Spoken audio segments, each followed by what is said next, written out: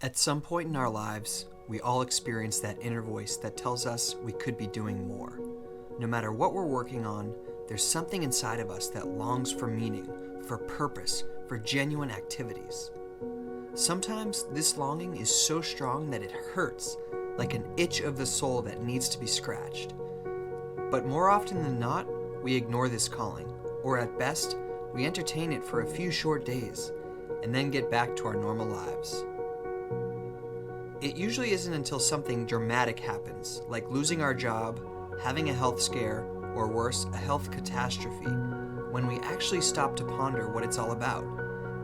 Am I spending my time the best way possible? Is this all there is? Should I be doing more with my life, going after what I know I want?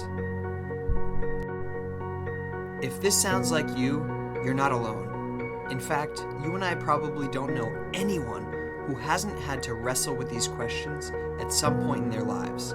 The difference in us is who listens to them deeply enough where these questions actually become the fuel to reignite their life, versus the many of us, myself included, who brush them aside year after year.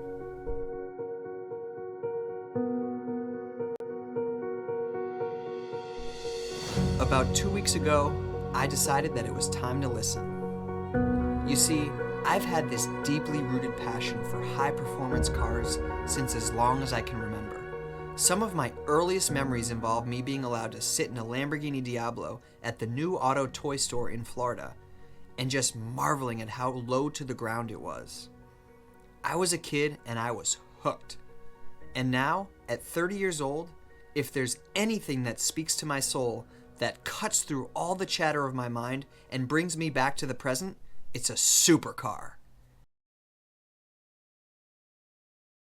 Some of my earliest, most fondest memories involve cars. In fact, I remember when I was probably about 5-6 years old, we used to take summer trips to Florida every year to visit my grandmother. And there was this dealership, an exotic car dealership called the New Auto Toy Store in Fort Lauderdale. And we used to go there, and I remember one of the salesmen invited me in and allowed me to sit in a 98, I don't know what year it was, a Lamborghini Diablo. And I just remember how low to the ground it was and how insanely different it felt. And I just knew that I had a special connection with supercars, with high performance, loud, angry Italian machines. And that has stuck with me. And there's really very few things in this world that speak to me on a kind of a soul-to-soul level like supercars do and like racing does. So that's kind of why I'm taking this step to becoming a race car driver. The coming together of the best minds in engineering with the best designers, creating a car with the best performance, and then requiring a best driver. All of these things come together to create such a masterpiece of art unlike anything else. Form, function, beauty, evoking all of the senses. And then there's racing.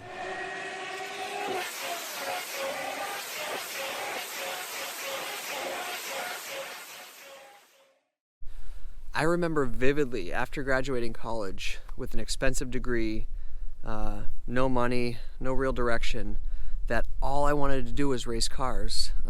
But no one, including myself, knew how to turn that into action. It was just kind of like, what? You want to race cars? Like, that's cool, but you have to get a job. You have to actually live. And while that was true, the problem was I completely disregarded my dream. I brushed it aside. And really for the next decade, I've consumed thousands and thousands of hours of car-related and racing-related content. But I've always kind of been on the outside. I've never actually gone for it because I just assumed it wasn't possible. I listened to the million reasons why I couldn't do it, why it wasn't realistic.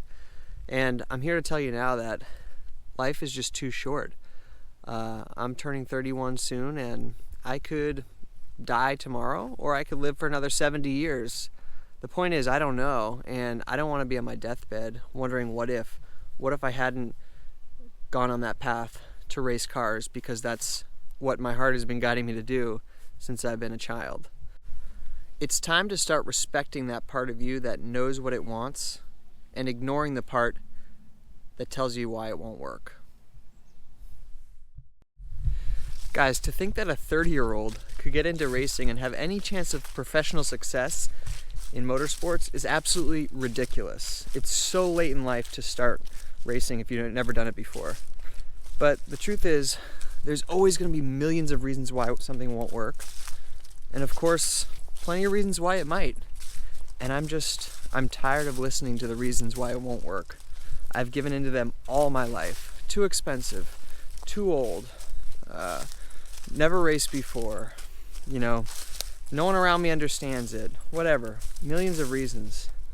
But I know deep down in my heart why I want to do it and what it means to me, and really that's all that matters. So if you're dealing with the same thing and you're clear on why something matters to you, that's all you need to get you through those difficult moments in life. Regret is a scary thing, especially when it's too late to do anything about it. Do you really want to be on your deathbed wondering what if? What if you had taken that leap? What if you did follow that inner voice from your childhood that only you were able to hear? Sure, not taking risks may feel like the safe bet, the comfortable road, but is a life filled with misery and an unfulfilled desire really a life well spent? I challenge you, no, I dare you to say, what if? What if it is possible?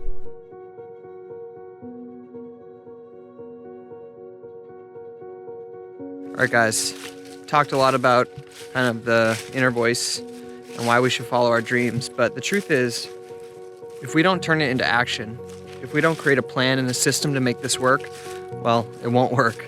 So stay tuned for the next video where I will be talking about how I'm going from turning my dream into a reality. In fact, this video that you're watching right now is one of the very first steps that I'm taking to turn my dream into a reality. This year, I wouldn't be filming if it weren't for this dream, if it weren't for creating a plan to turn it into a reality.